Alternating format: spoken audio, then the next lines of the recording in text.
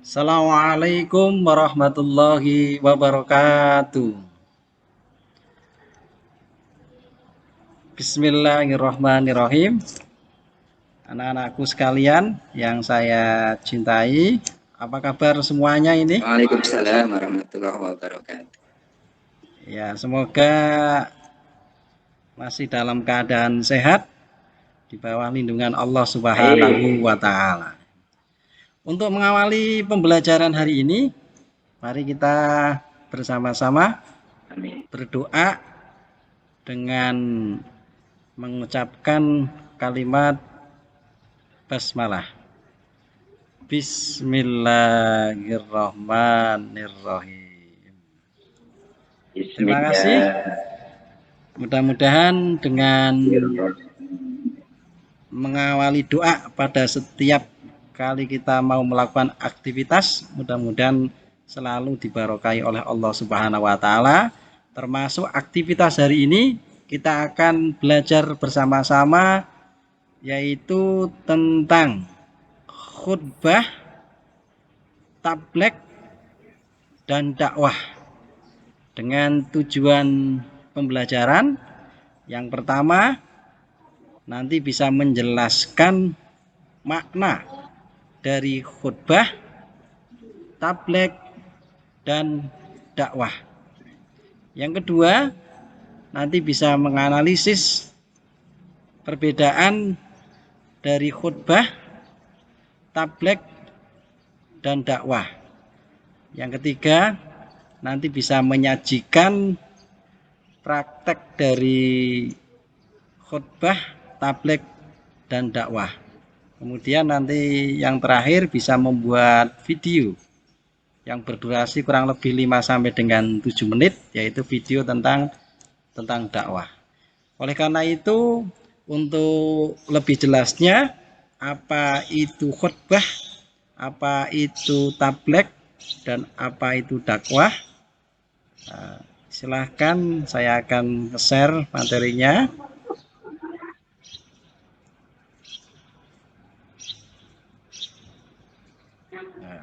Nah ini, jadi yang akan kita pelajari ini hari ini tentang khutbah, dakwah, dan tablek.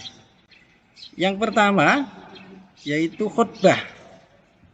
Khutbah itu merupakan menyampaikan pesan tentang takwa sesuai dengan perintah Allah Subhanahu wa taala dengan syarat dan rukun tertentu. Nah, khutbah ini nanti ada syaratnya dan ada rukun-rukunnya. Nanti akan dibahas di selanjutnya. Kemudian yang selanjutnya yang bisa kita lihat setiap hari yaitu nanti ada macam-macam khutbah. Macam-macam khutbah itu yang pertama itu nanti ada khutbah yang dilakukan sebelum sholat. Khutbah yang dilakukan sebelum sholat. Misalnya yaitu khutbah Jumat. Kemudian yang kedua, khutbah yang dilakukan sesudah sholat. Ini misalnya khutbah sholat Idul Fitri. Dan sebentar lagi kita juga akan melakukan sholat Idul Adha. Yang dimana nanti ada khutbah yang dilakukan setelah sholat Idul Adha. Kemudian yang ketiga, nanti ada khutbah yang tidak berkaitan dengan sholat. Ini contohnya yaitu khutbah nikah. Kemudian yang perlu kita ketahui lagi adalah tentang rukun khutbah Jumat. Ini harus ada. Kalau salah satu rukun ini tidak ada, itu bisa membatalkan dari khutbah Jumat tersebut. Yang pertama yaitu nanti membaca kalimat hamdalah pada kedua khutbah. Yang kedua yaitu membaca syahadat. Yang ketiga ini nanti membaca sholawat kepada Nabi Muhammad SAW. Yang selanjutnya adalah berwasiat takwa. Kemudian berwasiat takwa ini biasanya ittaqullah, mengajak takwa ya. mengajak untuk meningkatkan ketakwaan kepada Allah Subhanahu wa taala, menjalankan perintah Allah dan menjauhi larangan-larangan Allah Subhanahu wa taala. Kemudian yang keenam, membaca satu atau beberapa ayat suci Al-Qur'an. Yang ketujuh, berdoa pada khutbah kedua untuk memohon ampunan. Ini biasanya Allahumma fir lil mu'minina wal mu'minat wal muslimina wal muslimat. Kemudian yang selanjutnya adalah selain ada khutbah, yang kedua nanti ada tablek. Tablek itu adalah menyampaikan atau memberitahukan pesan atau ceramah secara lisan atau perkataan. Bisa juga bermakna ceramah yang tidak disertai dengan rukun seperti khutbah Jumat, ya. Yang terakhir yang akan kita bahas itu adalah dakwah. Dakwah ini merupakan setiap kegiatan yang bersifat menyeru, mengajak dan memanggil orang atau kelompok orang untuk beriman kepada Allah Subhanahu wa taala sesuai dengan ajaran akidah, syariah dan akhlak Islam. Dakwah ini bisa dilakukan dengan macam-macam, bisa dakwah dengan bilisan, bisa dakwah dengan bil arkan, dengan langsung memberikan contoh perbuatan, ya. Atau bahkan bisa dakwah dengan bilmal, ya, dengan uangnya untuk bisa berdakwah. Oleh karena itu berdakwah itu memang sesuatu yang harus dilakukan oleh setiap muslim, dan perlu kita garis bawahi bahwa dakwah itu merangkul bukan memukul. Dakwah itu menyayangi bukan menyaingi. Dakwah itu mendidik bukan membidik. Dakwah itu membina bukan menghina. Oke, itu untuk materi kita hari ini, yaitu tentang khutbah, kemudian tablek dan dakwah. Silahkan kepada saudara-saudaraku sekalian, kalau ada sesuatu yang mau ditanyakan, ini nanti akan kita diskusikan bersama-sama tentang khutbah, kemudian tablek dan dakwah, ya. Kami persilahkan kepada saudara-saudaraku sekalian.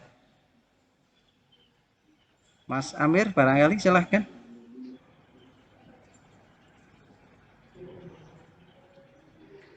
Oh ya, dengan dakwah itu aja. Oh ya, oke. Terima kasih ya, pertanyaan yang sangat bagus sekali dari Mas Amir. Ini silakan dari teman-teman yang lain untuk bisa menjawab kalau ada. Ya, Mas Amir bertanya, apa perbedaan khutbah dan dakwah? Ini kan ya. Silakan kalau ada yang bisa jawab. Oke, kalau belum ada yang bisa jawab, nanti bisa kita diskusikan lagi di dalam kelompok, ya. Termasuk nanti materi-materi pendalaman, yaitu bagaimana supaya kita bisa membuat khutbah, dakwah dan tablek yang baik. Yang jelas kalau pertanyaan dari Pak Amir itu apa perbedaan antara dakwah dan khutbah?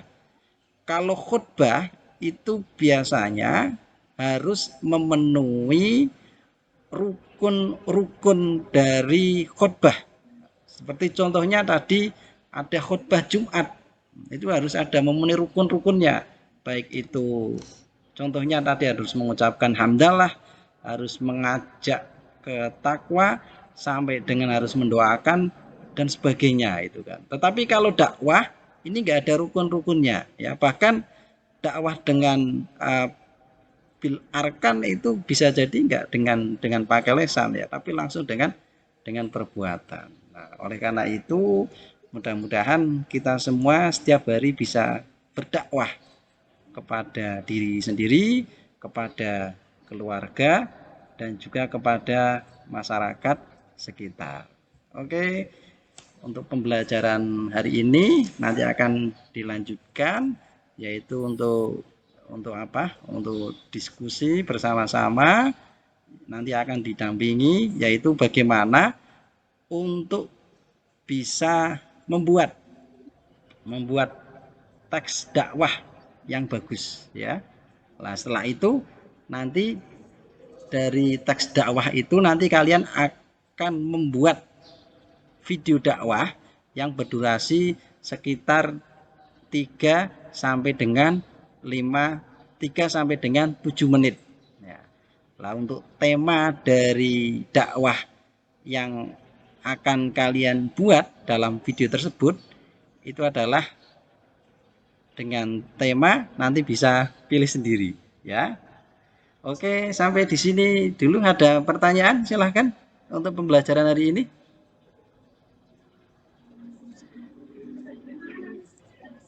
Oke, kalau nggak ada, saya kira kita cukupkan ya. Sebelum dicukupkan, mari kita simpulkan bersama-sama bahwa khutbah, kemudian tablek, dan dakwah intinya adalah bagaimana mengajak seseorang atau bahkan banyak orang untuk bisa meningkatkan ketakwaan kepada Allah Subhanahu wa taala, untuk bisa menjalankan syariat-syariat dari Sayyidina Rasulullah Shallallahu alaihi wasallam, yang pada akhirnya tentunya akan bisa menjadi manusia yang bertakwa, yang diridhoi oleh Allah Subhanahu wa taala.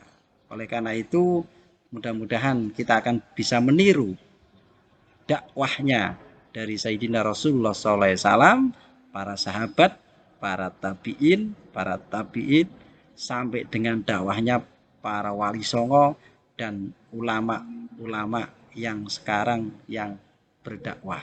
Tentunya dengan dakwah, dengan model dakwah yang damai, karena Islam itu adalah Islam yang rahmatan lil alamin. Oke, mari kita tutup hari ini dengan pembacaan hamdalah.